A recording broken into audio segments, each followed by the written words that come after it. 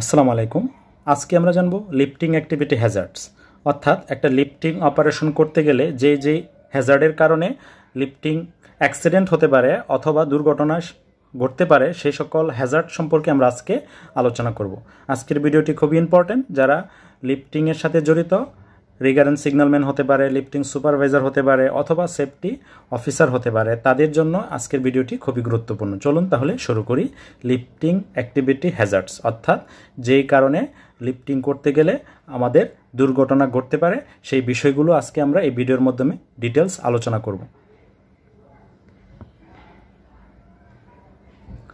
Lifting activity হ্যাজার্ডের মধ্যে আমরা প্রথমে দেখতে পাচ্ছি যে uneven ground condition. Uneven ground condition বলতে মূলত কী বোঝায়?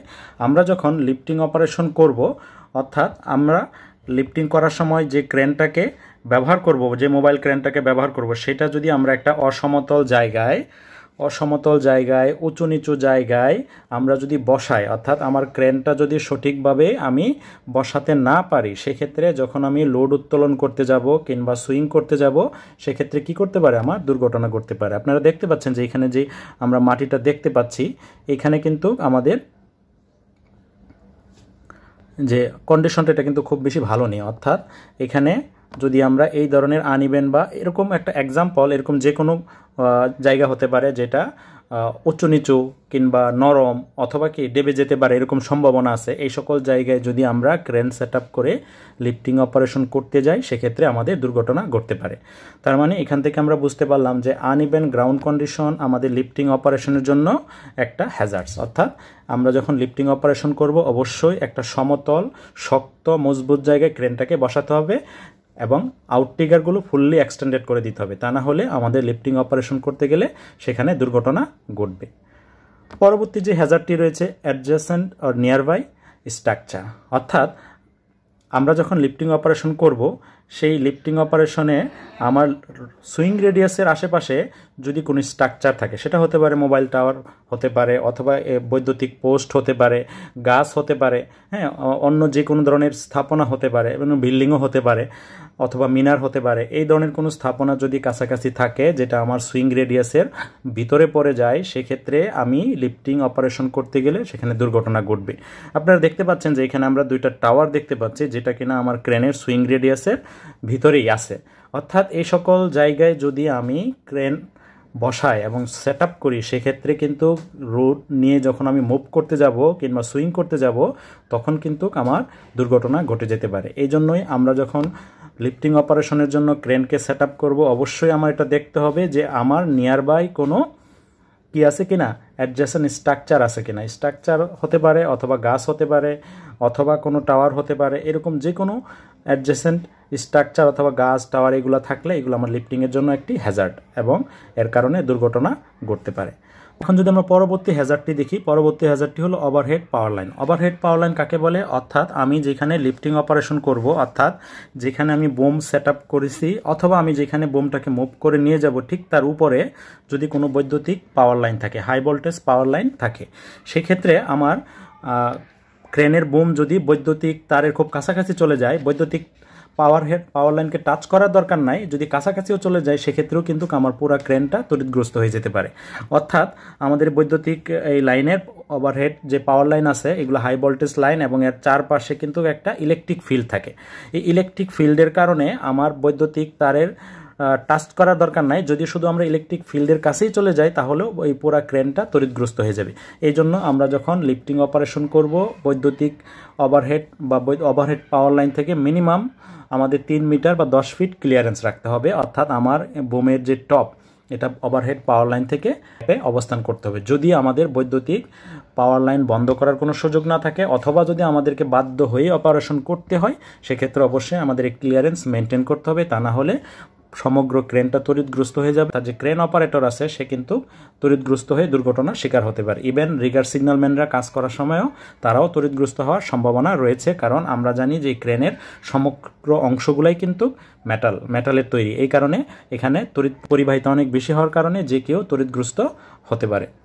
পরবর্তী যে হ্যাজার্ডটা রয়েছে ইমপ্রপার রিগিং। ইমপ্রপার রিগিং বলতে কি বোঝায়? আমরা যখন লোডটাকে ক্রেনের সাথে বিভিন্ন স্লিং এবং কি শ্যাকেলের সাহায্যে কানেক্ট করে দিব, তখন সেটা যদি সঠিক পদ্ধতিতে না হয়, অর্থাৎ আমাদের রিগিংটা যদি সঠিক না হয়, সেক্ষেত্রে কিন্তু আমি যখন লিফটিং করতে যাব তখন কিন্তু দুর্ঘটনা ঘটতে পারে।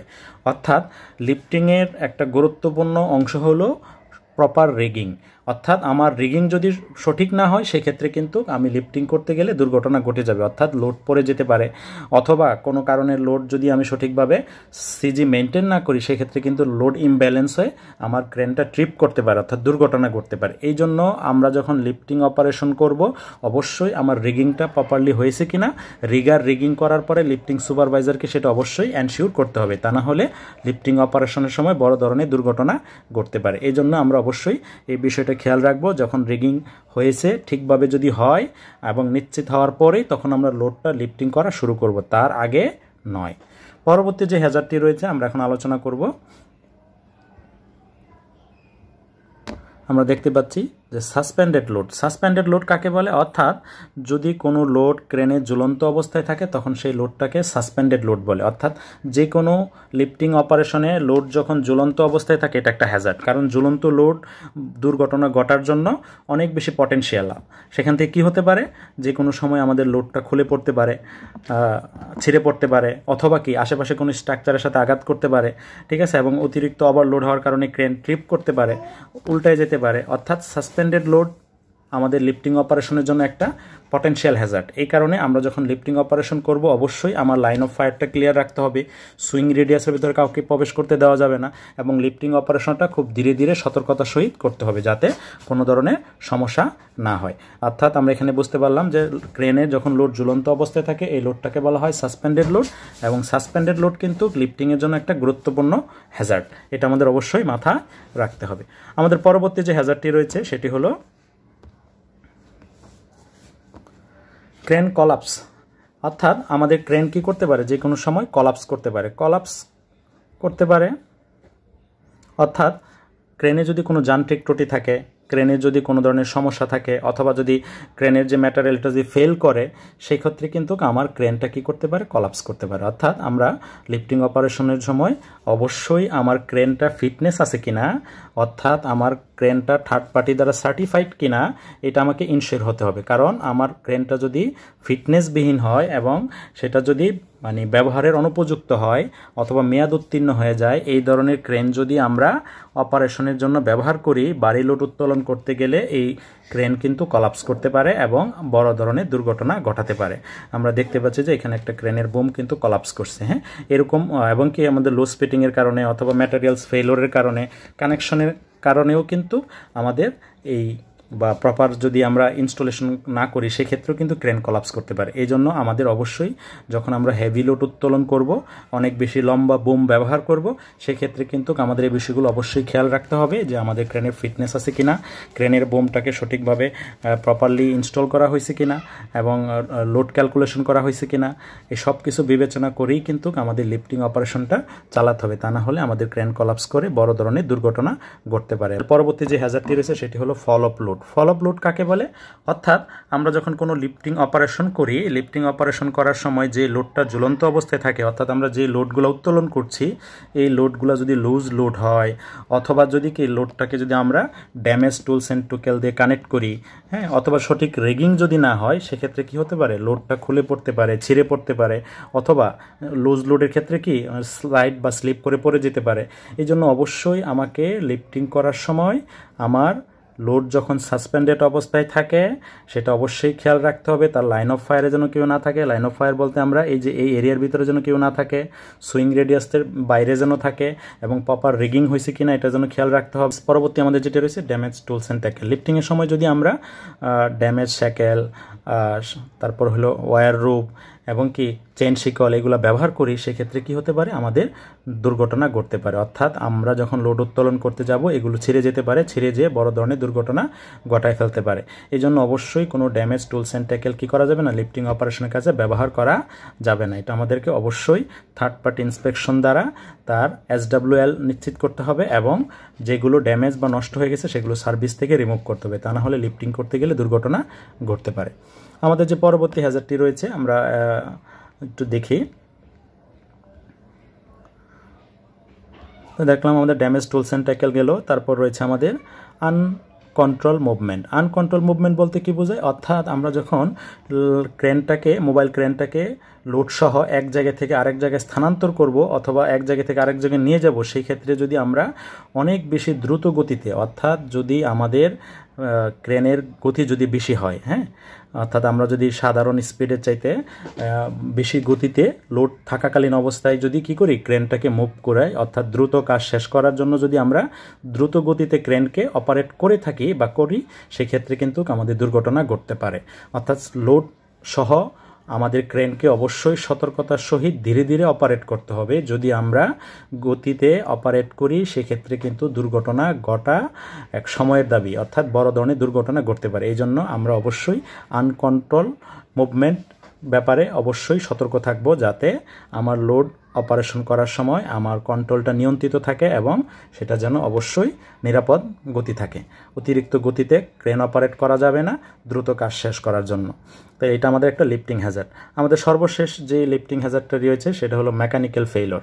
মেকানিক্যাল ফেইলরটা এটা মূলত আমাদের ক্রেনকে যদি আমরা সঠিকভাবে মেনটেনেন্স না করি, ইন্সপেকশন না করি, রেগুলার যদি এগুলোকে আমরা অবজারভেশনে না রাখি, সেক্ষেত্রে আমাদের বিভিন্ন ধরনের ম্যাটেরিয়াল ফেইলর হতে পারে এবং এই ম্যাটেরিয়াল ফেইলরের কারণে আমাদের মেকানিক্যাল ফেইলর এবং দুর্ঘটনা শিকার হতে পারে। আজকের এই ভিডিওর মাধ্যমে একটা লিফটিং অপারেশন করতে গেলে যে প্রধান কারণে দুর্ঘটনা ঘটতে পারে সেগুলো আমরা একটু বিস্তারিত আলোচনা করলাম। আরও কিছু কারণ রয়েছে যেগুলো ভিডিও দীর্ঘায়িত হয়ে যাবে, তাই আমরা আর আলোচনা করলাম না। প্রধান যে কারণগুলো, আমরা যদি এই কারণগুলোকে গুরুত্ব সহকারে বিবেচনা করে একটা লিফটিং অপারেশন করি, অর্থাৎ একটা লিফটিং প্ল্যান করি এবং সেই অনুসারে যদি আমরা লিফটিং অপারেশন করি, তাহলে কিন্তু আমাদের অনেক দুর্ঘটনা কমে আনা সম্ভব, আমাদের লিফটিংটা নিরাপদ হবে এবং কোনো ধরনের দুর্ঘটনা ঘটার সম্ভাবনা থাকবে না বললেই চলে। এই জন্যই আমরা অবশ্যই আমাদের লিফটিং প্ল্যান করার সময় লিফটিং হ্যাজার্ডগুলোকে বিবেচনা করব এবং লিফটিং হ্যাজার্ডগুলোকে রিমুভ অথবা রিপ্লেস অথবা কন্ট্রোলের মাধ্যমে আমাদের কিন্তু কি করতে হবে, আমাদের লিফটিং প্ল্যানটা তৈরি করতে হবে, যাতে আমাদের লিফটিংটা নিরাপদ হয়। আজকের ভিডিওটি খুবই গুরুত্বপূর্ণ ছিল। যারা লিফটিং এবং রিগিংয়ের সাথে জড়িত তাদের জন্য লিফটিং সুপারভাইজার, রিগার সিগন্যালম্যান এবং সেফটি সুপারভাইজারের জন্য ভিডিওটি সমান গুরুত্বপূর্ণ। তাই ভিডিওটি ভালো লাগলে অবশ্যই লাইক, কমেন্ট, শেয়ার করতে বলবেন না। আল্লাহ হাফেজ।